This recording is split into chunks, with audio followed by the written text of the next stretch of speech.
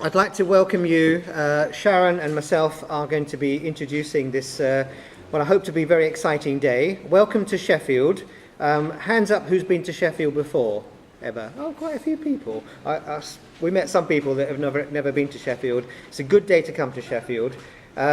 This conference is being jointly organised by the University of Sheffield Department of Oncology, which is where I work, and the NCRI, Supportive and Palliative Care Clinical Studies Group.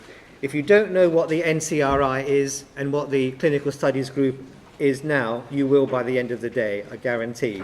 And Sharon and I are members of that Clinical Studies Group. We've organised this for getting on for a year now. This is the first ever conference held by this Clinical Studies Group. And actually, it's the first ever conference in supportive care research in the UK. There have been lots of cancer research conferences, obviously, a lot of palliative care conferences, clearly, but this is the first time there's been a conference dedicated to research, clinical research in supportive care. So we're very proud of that. First of all, I just need to do the kind of housekeeping announcements.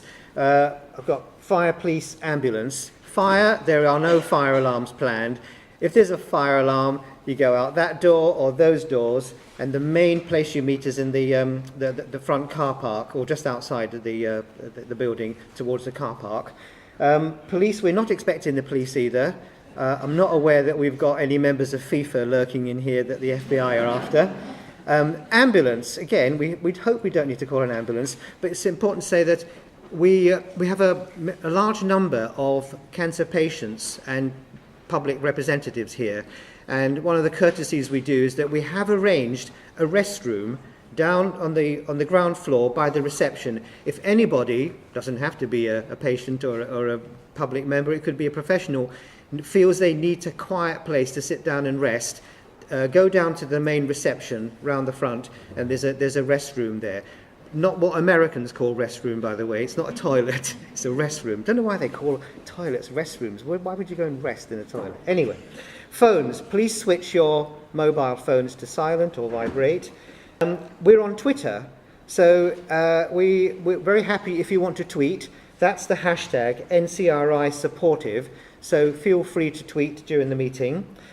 You'll notice that there are cameras. We are filming this. I hope nobody's got any objections. Again, if you are a member of FIFA, leave now, because you'll be spotted. What we're doing is we're filming and voice recording, sound recording the conference, and we'll be putting large parts of it up on a YouTube channel later on. If you've got any objections to being filmed, then avoid the cameras. Exhibitions, do in the break times go to the exhibition which is in the coffee area through that door. We've got commercial sponsors who've been very generous in supporting us, making this meeting possible. We've also got some local charities here as well. And in that exhibition area, we also have poster exhibition.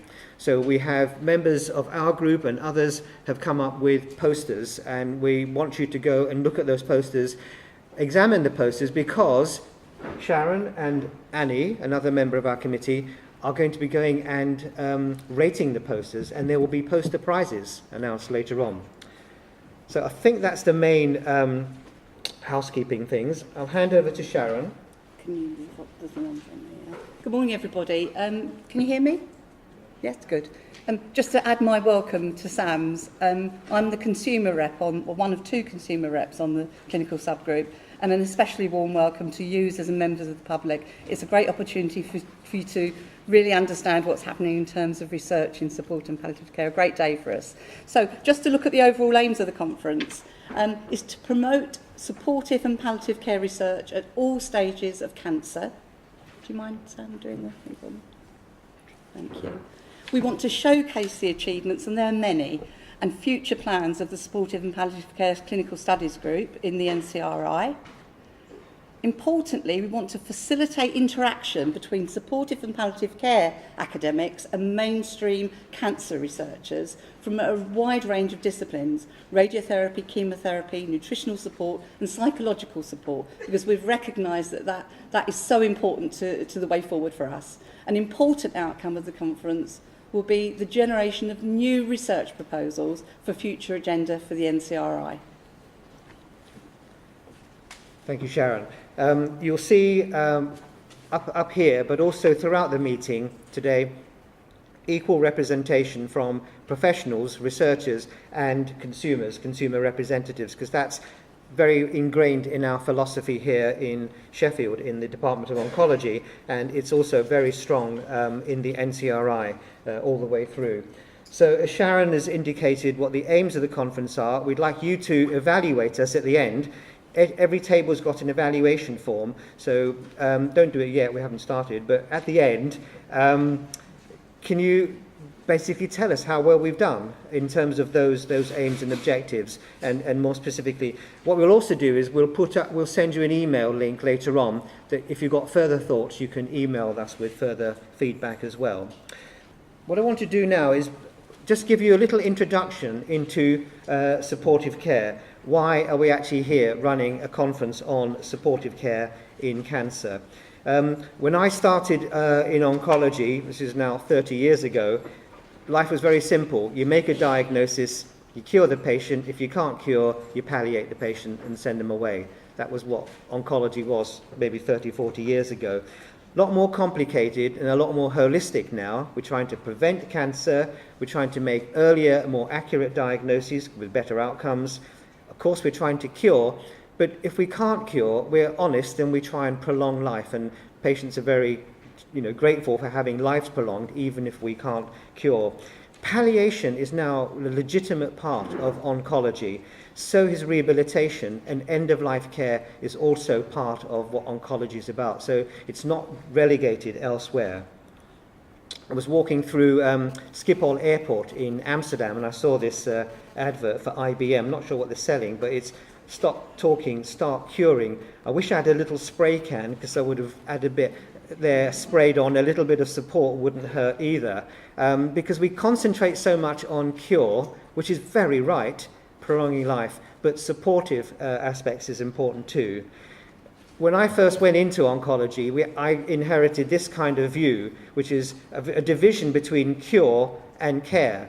Cure being, curative treatments, and care being palliative treatments. I think it's very unhelpful and it's very inconsiderate, because it implies that people who try to cure don't care, and it implies that people who try to palliate are not interested in prolonging life. So I think that's a very outmoded way. So what is this supportive care that this conference is about? I'm taking this now from the Multinational Association of Supportive Care in Cancer, which is the international body that really launched supportive care onto the international stage. And it's an organisation that has conferences every year. The next one is at the end of this month in Copenhagen. And it stresses that supportive care in cancer is the prevention and the management of the adverse effects of cancer and of treatment. So it's actually looking at what cancer does to people and what the treatments that we give them also do to our patients as well. And it's all the way through. It includes psychological symptoms, side effects, physical problems as well, right through from diagnosis at the very beginning all the way through to post-treatment care. And it's about enhancing rehabilitation, also secondary cancer prevention as well, because we're taking the long-term view. It's very much about survivorship, and end-of-life care, of course, is part of supportive care. So supportive care does all these things.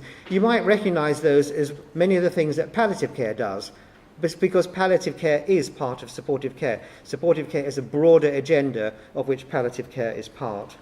If you look at the model that we've been working with in Sheffield for many years, I work with oncologists and surgeons, and what they do is basically try and get a patient into remission. So they get them into remission, and increasingly we're ending up with long-term survivors, which is a fantastic thing. There are about 3 million long-term survivors walking around the UK just now. Of course, not everybody goes into remission, and they relapse. the point is, we also have to look after the patients and the families. And looking after the patient's needs and the family's needs is what supportive care is about. So supportive care is that whole agenda. We're interested in problems that patients have at the very beginning. Patients present with symptoms and psychological problems. We don't wait until they're very advanced before we treat them. We treat them at the beginning. We cause pain sometimes by biopsies and surgery at the very beginning. And then we inflict treatments on patients, and you'll be hearing a lot about that today, about treatment-related toxicities. And I want you to think about that a lot today because that's one of our major targets.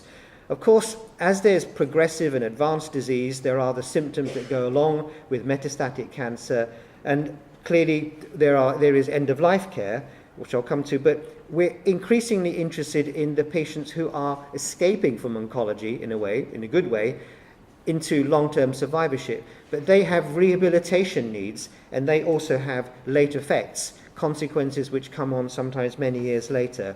And not to forget symptoms and all the psychosocial and spiritual issues at the end of life. So we have that whole agenda, not just the advanced disease. NICE published some guidelines on supportive care back in 2004, about to be renewed next year, we believe. It included a lot of things which are in the supportive care agenda, as I've just told you. And as you see here, palliative care is just one part of it, very important part, and the UK does it very well. But we want to increase that whole agenda of supportive care because we're aware that people here are involved with patients at the very beginning of disease, patients who finish their treatment and into survivorship. So who needs supportive care? The kind of patients that we're all looking after and the kind of patients and carers who are actually in this meeting here. So people who need information, people with psychosocial distress, people with unrelieved symptoms, sometimes caused by the cancer, sometimes caused by toxicity of treatments. And one of the very difficult transitions is when patients are moving from curative to what might be called palliative treatments, and clearly also people at the end of life. So that's the sort of overall agenda that I want you to think about when we're talking about supportive care.